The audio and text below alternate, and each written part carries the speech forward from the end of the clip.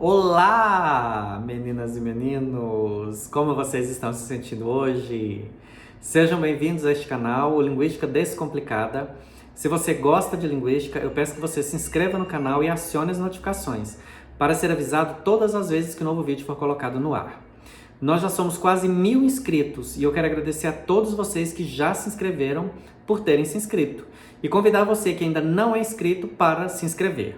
Quanto mais pessoas houver, mais nós fortaleceremos esta lógica da linguística descomplicada. Nós estamos falando sobre fonética articulatória e, naturalmente, para falar de fonética articulatória, nós estamos falando sobre os órgãos do aparelho fonador.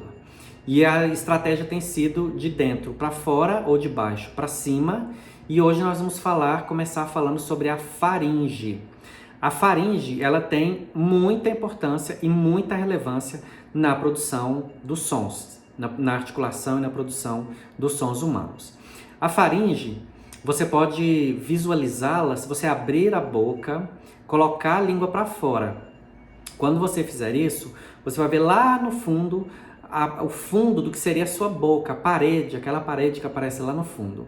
Aquela parede é a faringe, tanto que algumas pessoas são acometidas de um malefício chamado faringite. Então essa região fica toda avermelhada, toda inflamada, é a faringe.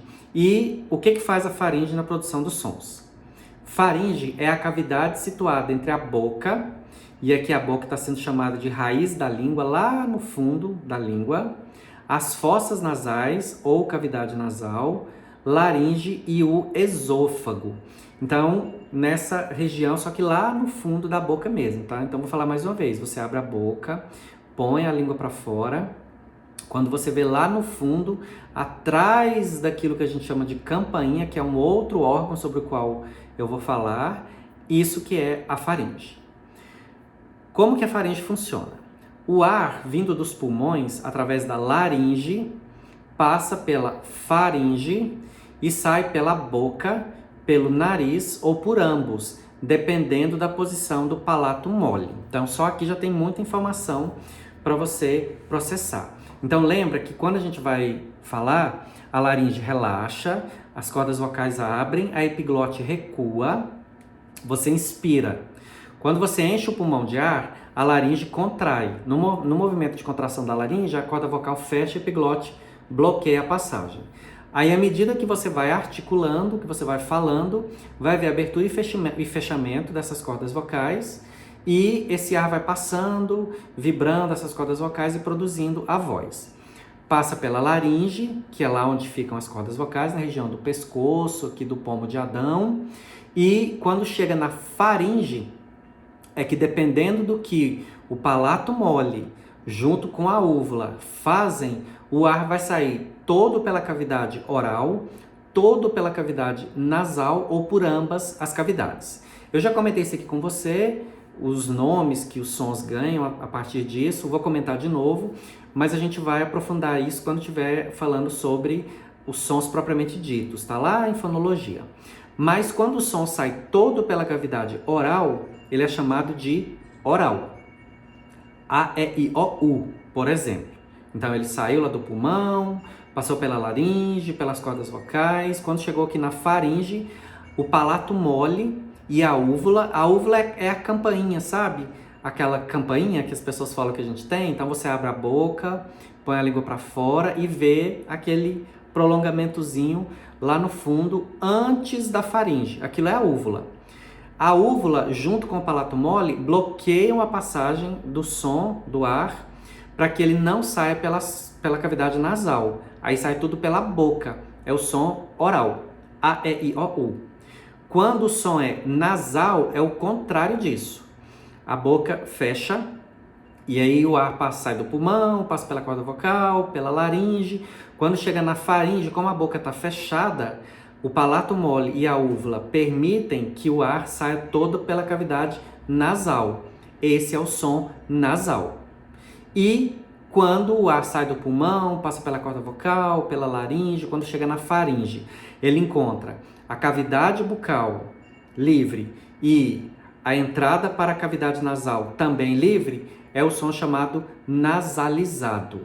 Então percebe que a faringe está aí participando desses sons, os sons que são orais, os sons que são nasais, os sons que são nasalizados. Então eu vou ler de novo para fixar melhor para você. O ar, vindo dos pulmões, através da laringe, passa pela faringe e sai pela boca, aí é o som oral, pelo nariz, é o som nasal, ou por ambos, é o som nasalizado, dependendo da posição do palato mole, que é o prolongamento do palato duro, que fica antes da úvula, que é a campainha. Quando você põe a língua para fora e vê aquele prolongamento, lá no fundo é a úvula. A faringe pode mudar de forma e tamanho pelo recuo da raiz da língua, a parte final da língua. O movimento para cima ou para baixo da laringe, então a laringe é constituída por músculos e cartilagens, ela se movimenta para cima e para baixo.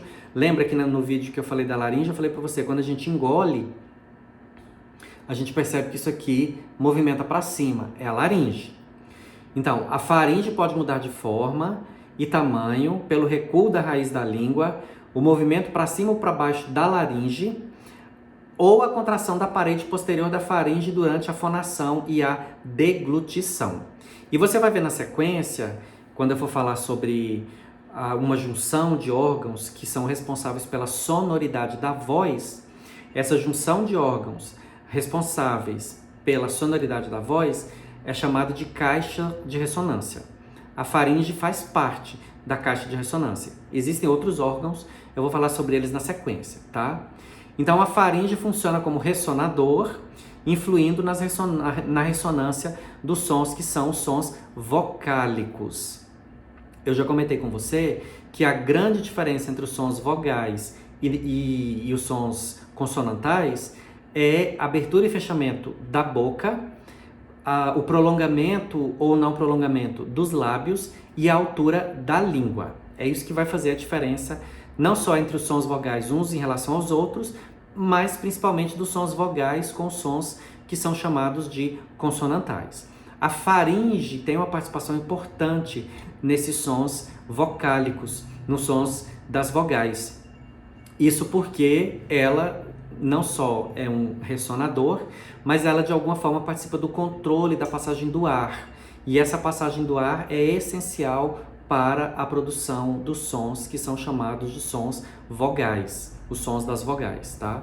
Então, a faringe tem uma grande participação para que haja essa diferenciação entre sons orais, sons nasais e sons nasalizados. Ela funciona como ressonadora, eu vou falar mais sobre isso nos próximos vídeos, quando for falar sobre a caixa de ressonância, e ela tem essa participação também na produção dos sons que são os sons vocálicos, que fazem a diferença uns em relação aos outros, e também a diferença entre os sons que são vogais e consonantais. Você já tinha ouvido falar sobre a faringe? Você já ouviu falar sobre esse malefício que acontece chamado faringite? Você já sofreu faringite? Conhece alguém que já sofreu faringite? Escreve nos comentários para mim, para eu saber, para que a gente possa interagir. Se você tiver alguma dúvida, pergunta ou qualquer tipo de comentário, coloque também nos comentários. Isso é importante para que o YouTube entenda que o conteúdo é relevante e torne disponível para mais pessoas, para que mais pessoas tenham acesso a esse material, a esse conteúdo e para que nós possamos aumentar ainda mais a nossa comunidade. Se você tiver gostado do vídeo, eu peço que você curta e comente e compartilhe com seus colegas, e eu espero você no próximo vídeo para a continuação dessa parte sobre os órgãos, ok? Fique bem, se cuide, se ame, seja uma pessoa melhor e lembre-se, nada é fixo ou permanente. Saúde e paz para você e até o próximo vídeo.